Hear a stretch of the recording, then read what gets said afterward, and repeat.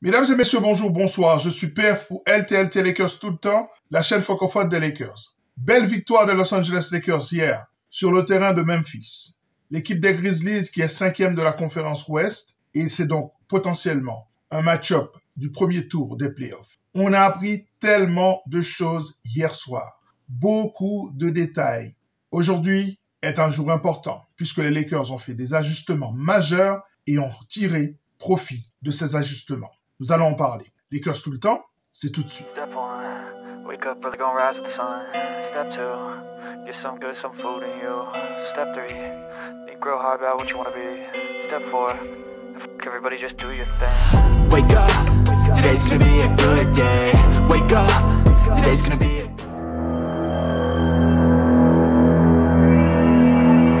Le match d'hier est important à bien des égards. Mais l'un des éléments qui a attiré mon attention, c'est de comprendre quelle est l'identité des Los Angeles Lakers. Nous sommes à 8 matchs de la fin de la saison régulière.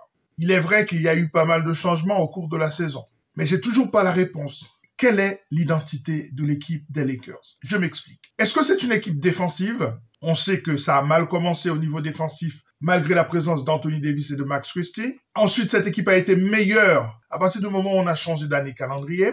Cette équipe était assez dominante en défense. En plus, c'est une équipe qui, en fonction des match-ups, est capable de jouer au niveau de son adversaire. Si c'est un adversaire défensif, ça va être un petit score. L'équipe adverse peut gagner, les Lakers peuvent gagner. Donc, face à une équipe défensive, ils peuvent se mettre à ce niveau-là. Et face à une équipe offensive, également, c'est ce qu'on a vu hier, on va y revenir. Donc, la question c'est, est-ce que cette équipe est vraiment une équipe aussi mauvaise défensivement qu'elle l'a été en début de saison, ou aussi bonne défensivement qu'elle l'a été à partir du moment où Anthony Davis a été tradé. Aujourd'hui, cette équipe est dans une espèce de zone grise où elle peut jouer en défense quand il le faut sur un match et puis le reste du match, quand c'est pas nécessaire, eh bien c'est un match complètement ouvert. C'est exactement ce qu'on a vu hier et on l'a vu également face à Indiana. Ce sont des matchs qui se sont terminés par des scores très élevés, mais à l'intérieur de ce match offensif, il y a eu des séquences où la défense a pris le pas. Et ça, c'est très, très, très confus pour moi. Donc, est-ce que les Lakers sont une équipe offensive ou est-ce que c'est une équipe défensive? Cette question-là, pour moi, elle n'a toujours pas été réglée. Ça, c'est une chose. Et par rapport également à sa manière de scorer, quelle est l'identité de cette équipe? Est-ce que c'est une équipe de jump shooter? Est-ce que c'est une équipe de tireurs d'élite? Hier, c'est 44% de réussite à 3 points. C'est excellent. Et puis, c'est 19 3 points réussis, c'est aussi excellent. Mais en même temps, une équipe dont on sait qu'en général, il grappille ses points à l'intérieur de la raquette, eh bien, hier soir, face à l'équipe de Memphis, c'est 64 points pour Memphis à l'intérieur de la raquette et seulement 38 pour les Lakers. Or, et c'est ça qui est intéressant, on sait que l'équipe de Memphis n'est pas une équipe de demi-terrain. Et c'est ce que je disais par rapport aux équipes de l'Est. Parce que pour moi, Memphis est dans cet entre-deux entre l'identité de l'Est et l'identité de l'Ouest, où les équipes de l'Est sont physiques à l'intérieur, rebond offensif, box-out. Ils marquent beaucoup de points à l'intérieur parce qu'il y a beaucoup de spacing, la balle circule bien et en général, on arrive avec le advance ball à rentrer dans la raquette, inscrire des layups faciles. On a vu tout ça hier. Pourtant, c'est une équipe de l'Ouest. Et donc, les Lakers sont-ils une équipe de bully ball, comme j'aime bien le dire, c'est-à-dire une équipe qui va te matraquer à l'intérieur, ou est-ce que c'est une équipe de jump shooter désormais? Compétente, attention, parce que nous sommes devenus une équipe compétente à l'extérieur, au niveau des tirs extérieurs, je veux dire. Donc, il n'y a pas de honte là-dessus, mais c'est juste que on ne sait pas quelle est l'identité de cette équipe. Et au fond, ce qu'on peut tirer de cela, c'est que on peut dire désormais, avec une certitude presque optimale, que les Lakers peuvent gagner dans n'importe quel schéma de match. Dans n'importe quel scénario de match, nous sommes capables de répondre. Si c'est un match défensif, nous sommes capables de répondre. Si c'est un match offensif, nous sommes capables de répondre. Si c'est un match avec un grand score, nous sommes capables de gagner. Si c'est un match avec beaucoup de shoots extérieurs, nous sommes capables de gagner. Et ça, c'est pas si mal. Et ça, on l'a appris hier soir, entre autres.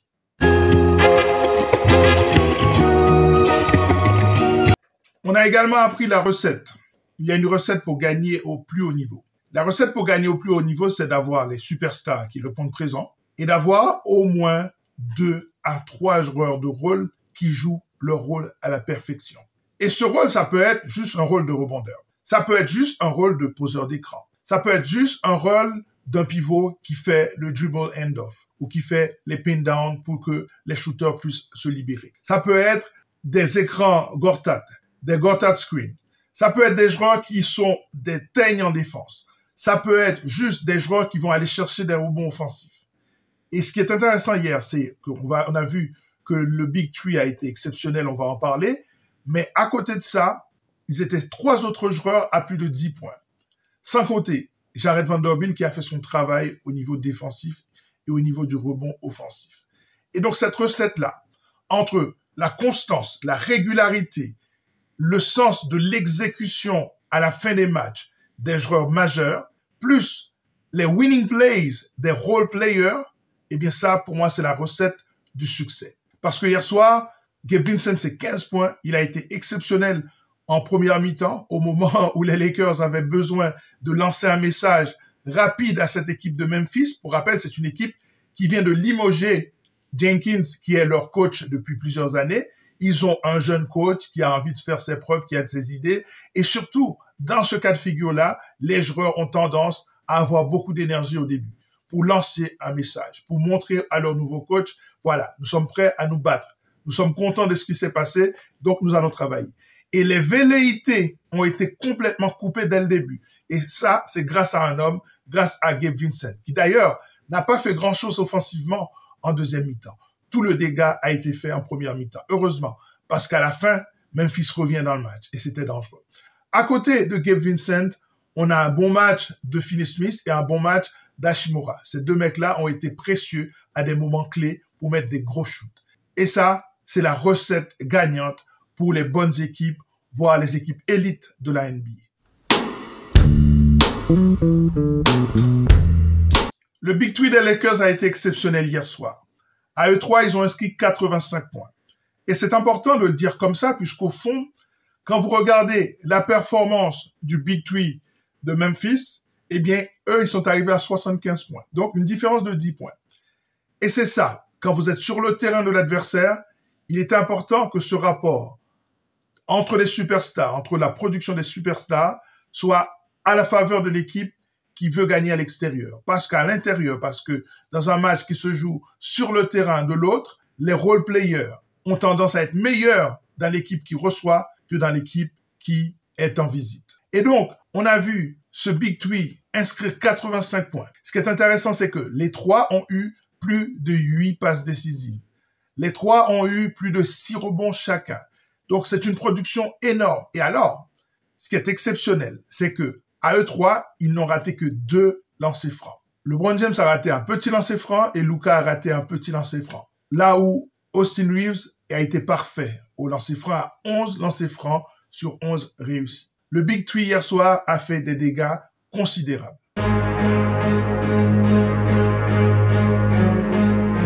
Austin Reeves est un joueur majeur quand les enjeux sont élevés.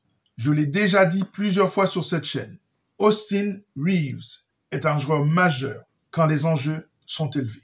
Et l'enjeu hier soir était élevé parce que nous sommes face à une équipe qui est à la 5e place, qui peut égaliser au niveau des confrontations directes parce que les Lakers menaient 2-1 dans les confrontations directes. Maintenant, ça fait 3-1. Et vu notre succès dans la division, plus notre succès dans la conférence Ouest, eh bien, nous sommes assurés, en cas d'égalité, d'avoir la 4e place. Et ça peut être très important pour savoir qui va recevoir au début des playoffs. Ça, c'est important. Et donc, ce match était d'une utilité absolue. Eh bien, résultat, Austin Reeves a fait un match de MVP. Qu'est-ce qu'un MVP? Un MVP, c'est un mec qui va porter son équipe pendant tout le match, qui va alimenter à la fois le scoring, qui va passer la balle quand il faut, qui va aller prendre des rebonds importants. Ce mec-là, il a pris 3 rebonds offensifs hier soir. Un total de 7 rebonds, dont 3 rebonds offensifs. Le seul joueur du match qui a eu plus de rebonds offensifs que lui, c'est Zach Edey. Le mec, il fait 2,18 m. Je vous l'ai dit d'ailleurs dans une émission précédente. L'équipe des Grizzlies de Memphis est l'une des meilleures équipes au niveau du rebond offensif. C'est ça qui fait leur succès.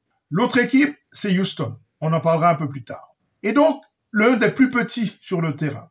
va dominer le rebond offensif d'une manière assez impressionnante. Austin Reeves a inscrit 31 points en shootant à 50%, 8 sur 16. 31 points en shootant que 16 fois, c'est un excellent ratio pour avoir 31 points. En plus de ça, il te fait 8 passes décisives. Il plante 5 shoots à 3 points. C'est excellent. Et alors, ce qui me plaît par-dessus tout, c'est que ce mec-là, dans les moments clés, il répond présent. C'est devenu l'un des joueurs les plus clutch de la NBA. Et il y a un truc qui m'énerve, c'est que on a vu, moi j'ai lancé le sujet depuis longtemps, en disant que pour moi, il était le meilleur troisième option de la ligue. Pas intrinsèquement. Je ne dirais pas qu'il est le troisième meilleur joueur, le meilleur troisième meilleur joueur de la ligue. C'est pas ce que j'ai dit. Je dis qu'aujourd'hui, à l'heure où l'on parle, parmi toutes les troisièmes options, c'est celui qui produit le plus. Et en plus de ça, je mets un autre élément dans la balance, c'est son contrat. Par rapport au rapport qualité-prix, c'est le meilleur, tout simplement. Vous savez, pour moi, Austin Reeves, c'est le mec, peu importe ce que tu dis, les gens te disent « Ah oui, mais non, mais... » Oui, mais non.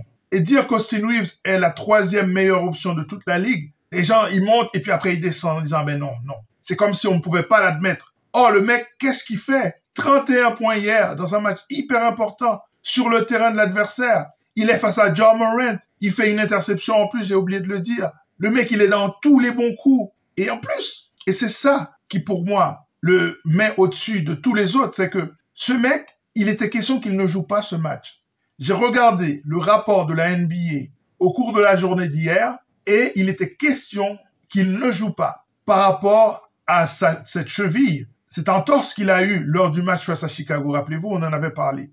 Non seulement le mec, il a joué, parce qu'il avait fini le match face à Chicago. Non seulement il joue le match d'hier, mais il fait une masterclass. Il fait une masterclass. Top performance de la part d'Austin Reeves hier.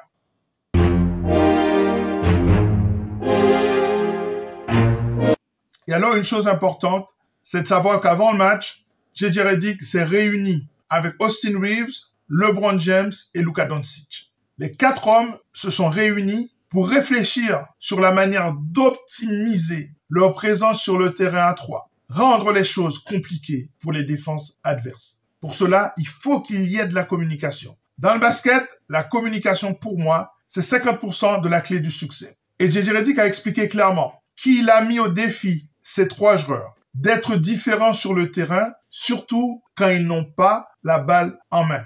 Qu'est-ce que je vous avais dit? Ça fait 2 semaines que je parle de cela. 2 semaines où je me rends compte qu'il y a trop d'isolation, où quand Luka n'a pas la balle en main, il est un non-facteur, où LeBron James, depuis qu'il est revenu de sa blessure, n'est plus aussi mobile pour faire des démarquages, pour couper dans la raquette, pour pousser le tempo en contre-attaque.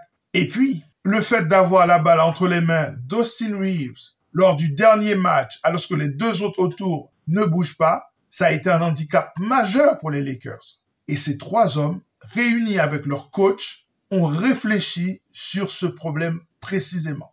Et on l'a vu hier, 2 actions à la fin du match. Une action où c'est LeBron qui est dans le shot roll, qui pose l'écran pour Reeves et il reçoit la balle dans le shot roll et il peut opérer. Une action décisive. Et que dire de l'autre action où alors LeBron a la balle en main et Austin Reeves pose l'écran et glisse dans le shot roll et là, il inscrit un panier plus le N1.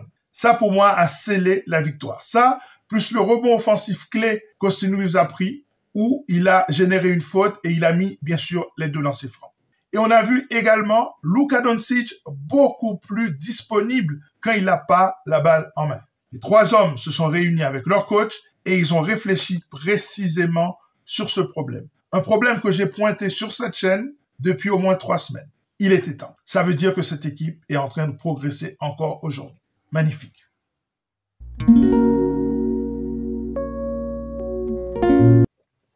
Peut-être l'un des match-ups du premier tour des playoffs. Lakers-Memphis ou Memphis-Lakers. Ça dépend qui va mieux terminer cette saison. Et d'ores et déjà, on a appris beaucoup de choses sur ce match-up. Je reviendrai, si ce match-up a lieu, je reviendrai faire des previews pour parler des forces en présence. Mais aujourd'hui déjà, je peux dire certaines choses. Cette équipe des Grizzlies de Memphis est une équipe hybride. C'est une équipe qui a un style de l'Est alors que c'est une équipe de l'Ouest. C'est une équipe qui pousse le tempo. C'est le meilleur pace de toute la NBA. C'est une équipe qui switch sur toutes les phases défensives. Et à ce moment-là, Luka Doncic a un avantage sur Zach Edey. Plusieurs fois hier, on l'a vu cibler Zach Edey, le pousser à défendre, comme il a l'habitude de le faire avec des Rudy Gobert ou d'autres. Et ce match-up-là, ça peut être très intéressant, ça peut être déterminant. C'est aussi une équipe qui prend beaucoup de rebonds offensifs. Il refuse de sortir Zach Edey du match. Même quand les Lakers décident de jouer petit avec LeBron comme pivot, ils gardent Edey dans le match. Et pour cause, quand il est là, c'est vraiment une force physique. C'est une équipe qui possède Jaren Jackson Jr.,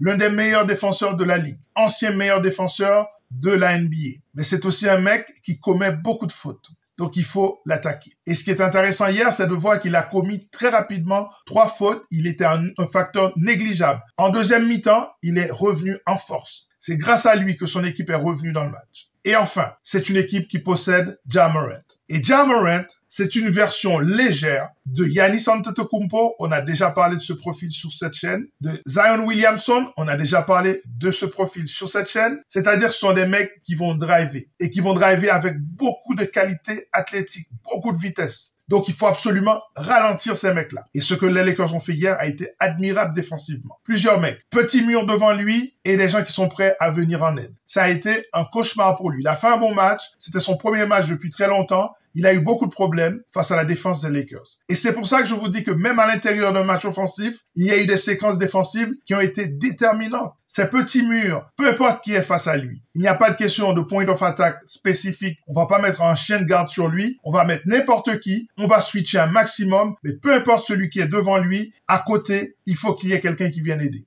À ce moment-là, les balles sortent sur les shooters. Maintenant, il faut que ces shooters rentrent leur shoot. Hier, ça n'a pas été ouf pour cette équipe de Memphis. Mais ça va être le schéma de jeu. Bloquer l'accès au panier à Ja Morant en mettant un mur, comme ce qu'on avait fait face à Giannis ou ce qu'on avait pu faire face à Zion Williamson et aider au maximum. Et ça a fonctionné hier. Alors, est-ce que ça fonctionnera plus tard, quand Ja aura son rythme aussi parce qu'il vient de revenir? On ne sait pas. Mais quoi qu'il arrive, ça va être un problème. Ça va être un problème.